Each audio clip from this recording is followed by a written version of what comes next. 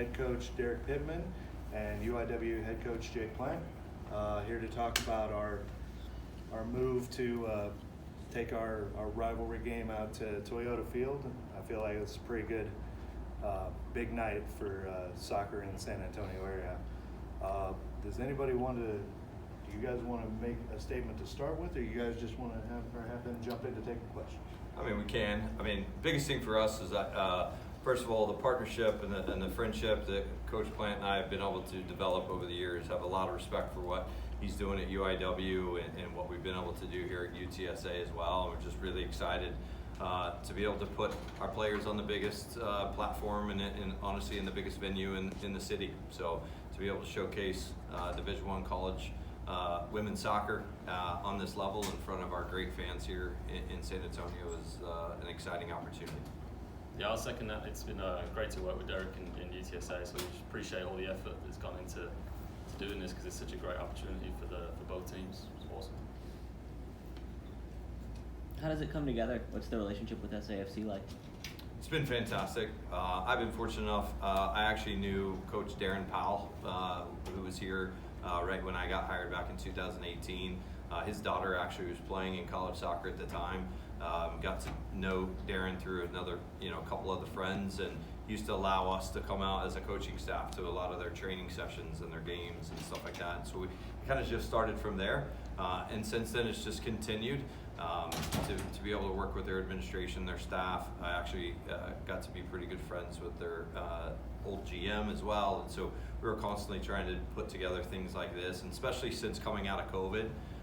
This was something that had been kind of on discussion for a number of years, and and then getting Jake on board at UIW was just made sense for us to be able to showcase our two programs in a phenomenal opportunity in that type of venue. For both of you, why is it important to play this rivalry matchup? I know it's been a few years since these two teams got together. Yeah, I think that straight away, Derek's maybe the first person I reached out to as soon as I got to the city last year, and I think that it just makes sense to showcase the two Division I teams in San Antonio. And Derek's been nothing but receptive to that, and I think we both recognise that we can help each other get better. We're at different conferences. We're going to play a really competitive match every single time we get together. So it's there's a lot of goals that get scored in that game. It seems that way. So it's always going to be a great game.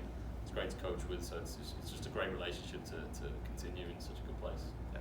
I think in the first few years that I'm going on my 7th season now here at UTSA. In the first couple of years that we did play a little bit of the games, oftentimes it was an exhibition game or a spring game. It was never ended up being, we just weren't able to find some dates that would work in a regular season match. But fortunately, at this point in time, Jake's done a phenomenal job with their program, continue to elevate it, and it's a beneficial game for both of us, not just from showcasing what's in the city, but RPI and helping us both be prepared for our conferences has been fantastic. What's been the key to driving attendance at UTSA? You guys rank pretty well nationally. Yeah, we're very fortunate. This past year we led the American in home attendance. Really proud of our players, our staff, administration here, our marketing team here have worked really, really hard. Obviously, winning helps. When you're coming off of a championship season like 22, it helps to continue putting butts in the seats. And I think it's also our relationship that our players have with the area clubs, and then just the relationship that UTSA specifically has with San Antonio, right? Jeff Traylor says this all the time. The strength for us, in our opinion, is our city and the support that we get, not only his support down at the Dome, but also our support that we're able to get out of Park West has been massive. And we create a fun entertainment environment. I think for me, we want our team to play really aggressive and be a team that is enjoyable for people to come and watch. And I know we encourage our players to get involved with our fans as much as possible, and I think that's been a massive contribution to it. Derek, how's the team looking this year? We're excited. Fortunate to have a good group of upperclassmen returning. We've got 9 seniors on the team. Familiar names like Sasha Dade, right? Jordan Walker, Jordan Highland. You can go on through the list. Olivia Alvarez, Sabrina Hillier, Macy Geltmeyer. Upperclassmen that are very experienced, have been with us when we won a championship in 22, know what it felt like the first year in the Americans. So to have that experience come back is massive. We've also been able to pair it up with a number of transfers from the portal. Bringing Cameron Cloza home as a local San Antonio talent has been massive for us. Even the additions of Zoe May, Luli McFarla, Ava Jackson, Izzy Lane, some other transfers that we picked up over the last 9 months has been tremendous to add to a really, really solid group. So training and preseason has been fantastic so far. We're excited to get ready for our upcoming game against Baylor on Sunday night. But yeah, it's going to be a great year for us. And how do your Cardinals look coming into the season? Yeah, we're really happy with the way that the girls showed up for preseason. They came in fit, ready. The first few sessions have been really productive. So, like Derek, we're returning a lot of older heads that are sort of wise to the ins and outs of a college season. So we're excited to just really be tested. To be honest, like we want to see where we end up at the end of the year. For both of you guys, what does a win for this exhibition look like? Like a big attendance, or like what's the expectations there? I think I would love to see 2,000, 3,000, 4,000 fans there. I think that's doable. I know we're on a short time frame announcing this in a 2-week period, really, but I think to be able to put 2,000 to 3,000 fans in that stadium would absolutely be brilliant. And I think this is something we hope to be able to continue doing year after year. And so to be able to pull this off in a short period of time, we know is a challenge, but we hope that our fans and our supporters will get behind us. I think showcasing women's soccer for the city would be awesome. I think that the lack of a professional team for the time being, that our respective programs are the bigger programs within the city, and the fact that we can maybe get the youth out here, get as many people that love the sport, and showcase what our two programs can do, really show what the women's soccer can be in the city would be a win for sure. Do you guys want to continue playing this matchup in future years and at this venue potentially as well? Well, we've already scheduled 2025. We already have that on the schedule. As far as keeping it at Toyota is something that we're open to, and just a matter of what we'll work with. Obviously, SAFC's schedule in the future years. It's definitely something that we're open to and considering. We hope that, like Jake said, to be able to continue growing and showcasing women's soccer in our city is something we're both very, very passionate about.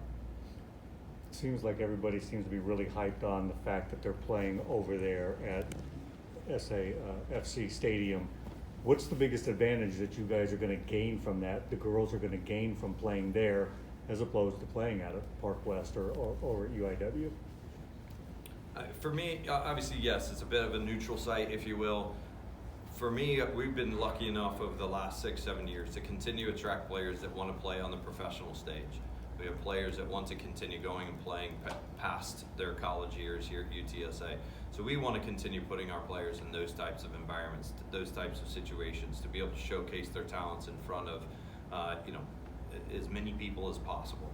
So that's exciting for our players. I know they're elated. They go to SAFC games and be able to see those crowds and what the supporters, the Crocketeers, all of them getting behind SAFC, and they hope that they'll create the same type of environment for them at Toyota Field as well.